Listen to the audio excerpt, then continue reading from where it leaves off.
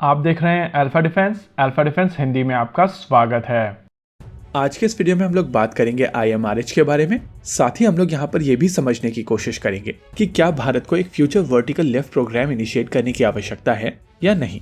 लेकिन उससे पहले कल के वीडियो के लिए अपॉलॉजीज। देखिए, कुछ समय पहले मैंने एक करेंसी कन्वर्जन टूल बनाया था जो INR से USD कन्वर्ट करते समय एक जीरो कम कैलकुलेट कर रहा था और उसके चलते कल के वीडियो में एक गलती हुई है।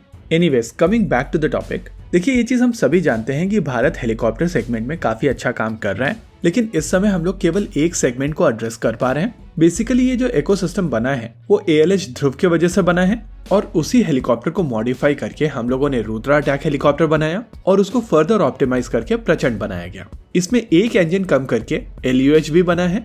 लेकिन कन्वेंशनल हेलीकॉप्टर सेगमेंट में इस समय दो ऐसे सेगमेंट्स हैं जो भारत की हेलीकॉप्टर इंडस्ट्री एड्रेस नहीं कर पाई है। पहला मल्टी रोल हेलीकॉप्टर्स, जो बेसिकली आने वाले समय में IMRH से एड्रेस की जाएगी, और दूसरा अल्ट्रा लाइट कैटेगरी जैसे कि MD-500 हेलीकॉप्टर्स, जिस सेगमेंट में अभी भारत का कोई प्रोग्राम नहीं है। हालांकि अभी प्रेजेंट रिक्वायरमेंट काफी हद तक LUH से एड्रेस की जा सकती है, लेकिन पास में कई बार भारत में MD-500 कैटेगरी के हेलीकॉप्टर्स को लेकर बातचीत हुई है और इसी वजह से हम लोग इसको यहाँ पर मेंशन कर रहे हैं। देखिए, IMRH एक बहुत इंपॉर्टेंट प्रोजेक्ट है और इस समय भारत और फ्रांस मिलकर इस हेलीकॉप्टर के लिए इंजन एक जॉइंट वेंचर के तौर पर बनाने वाले हैं।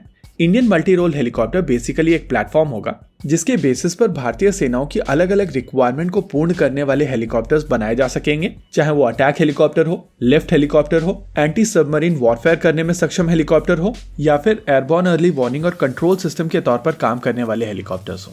लेकिन जब भी हम लोग फ्यूचर हेलीकॉप्टर्स की बात करते हैं तो आप में से बहुत सारे लोगों का क्वेश्चन होता है कि क्यों भारत एक future vertical lift programme initiate नहीं कर रहा है। यूनाइटेड स्टेट्स ऑफ अमेरिका की तरफ से एक future vertical lift programme initiate किया गया था और उसके तहत वहां पर दो अलग अलग प्रोग्राम चल रहे हैं।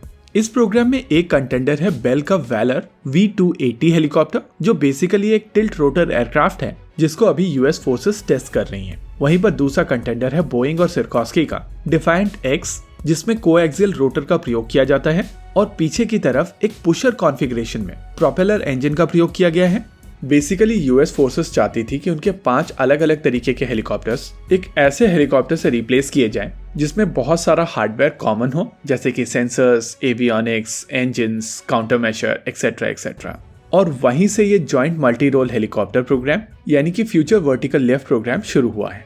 यूनाइटेड स्टेट्स ऑफ अमेरिका के इस प्रोग्राम के दो मेजर ऑब्जेक्टिव्स हैं। पहला ऑब्जेक्टिव, ये हेलीकॉप्टर ज्यादा तेजी से उड़ने में सक्षम होने चाहिए। साथ ही कोशिश की गई है कि इन हेलीकॉप्टर्स की रेंज ज्यादा हो। इन दोनों ही ऑब्जेक्टिव्स को पाने के लिए आपको ज्यादा इन्वेस्टमेंट करनी पड़ेगी। जी हाँ, प्लेटफॉर्म की कॉस्ट बढ़ेगी और रिसर्च एंड डेवलपमेंट की कॉस्ट भी काफी ज्यादा ऊपर जाएगी। इसके अलावा हेलीकॉप्टर्स ऑलरेडी काफी कॉम्प्लेक्स मशीन होती हैं और यहाँ पर कॉम्प्लेक्सिटी और ज्यादा बढ़ने वाली है। आप सभी को पता होगा कि V-22 ऑस्प्रे टिल्ट रोटर का प्रयोग करता है और अभी तक यह हेलीकॉप्टर 13 हल खो चुका है। लेकिन अगर कंपैरिजन में स्पीड की बात की जाए तो ब्लैक हॉक में आपको सबसे ज्यादा स्पीड 294 किलोमीटर पर आवर की मिलती है।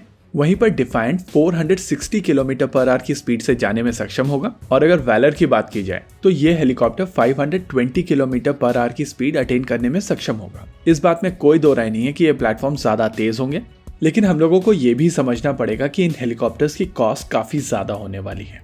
ऐसे में अगर आप भारत की सिचुएशन वैलिडेट करेंगे तो अभी तक हम लोग IMRH को ही फंड नहीं कर पाए हैं। ऐसे में फ्यूचर वर्टिकल लिफ्ट प्रोग्राम भारत के लिए सेंस नहीं बनाता है। लेकिन अगर भारत IMRH के साथ साथ इस हेलीकॉप्टर प्रोग्राम को फंड करने में सक्षम हो तो हम लोगों को ये चीज जरूर ट्राई करनी चाहिए। हालांकि हम लोगों को अपने रिसोर्सेज भी समझने पड़ेंगे, क्योंकि देश में इस समय HAL को छोड़कर कोई भी हेलीकॉप्टर बनाने में सक्षम नहीं है और जो कंपनीज बनाना भी चाह रही हैं वो बेसिकली फॉरेन OEM के डिजाइन्स को भारत में असेंबल करना चाह रही हैं।